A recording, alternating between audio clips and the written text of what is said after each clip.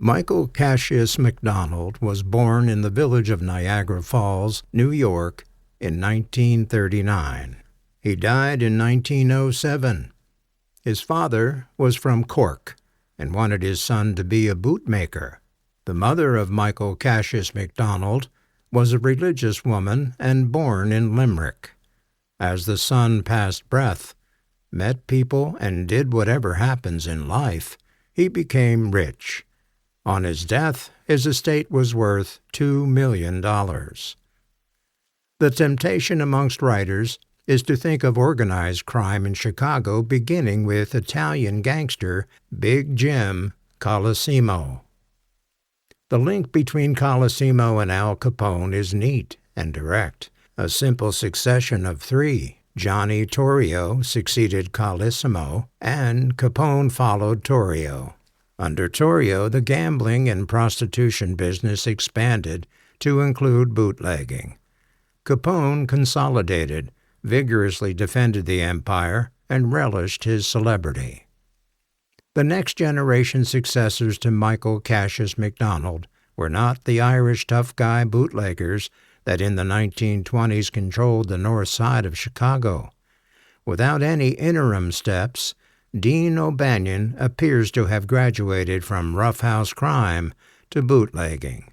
Rather than submachine-toting gangsters, MacDonald was succeeded by two crooked aldermen called John Bathhouse Coughlin and Michael Hinky-Dink Crenna.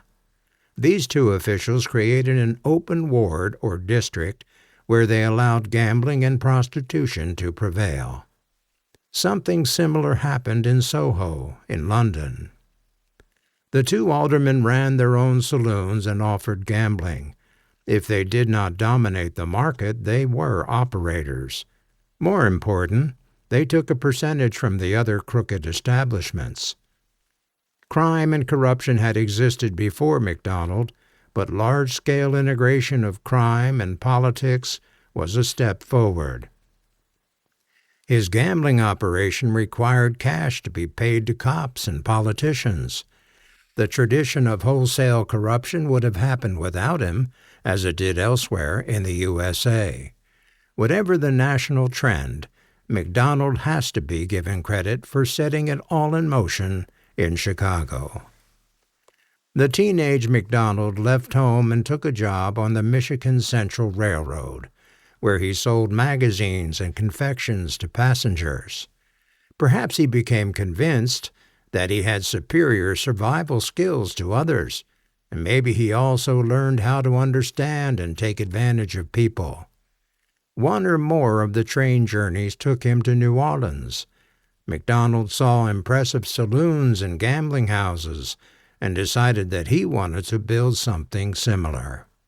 This sounds like legend rather than fact, but nothing exists to prove the legend wrong. Although not a gambler, MacDonald was earning a living from gambling from 1855. His critics state that MacDonald was willing to rig games to improve his profits. 5 years later, in 1860, the opportunist MacDonald set up the Corcoran, Illinois Irish Brigade. MacDonald recruited Irish men to join the Union Army and fight in the Civil War. The scam was this: MacDonald encouraged his recruits to enlist, desert, and then enlist again. MacDonald would receive a commission each time a recruit enlisted. The recruit was given a percentage of the commission. MacDonald opened his first stationary gambling establishment in Dearborn Street, and in 1867. Before that, he managed a traveling faro bank. Faro is a card game that was popular in the 19th century. There are still people around that understand the rules of the complicated card game faro. I am not one of them. Wyatt Earp ran a gambling saloon and was a skilled faro croupier.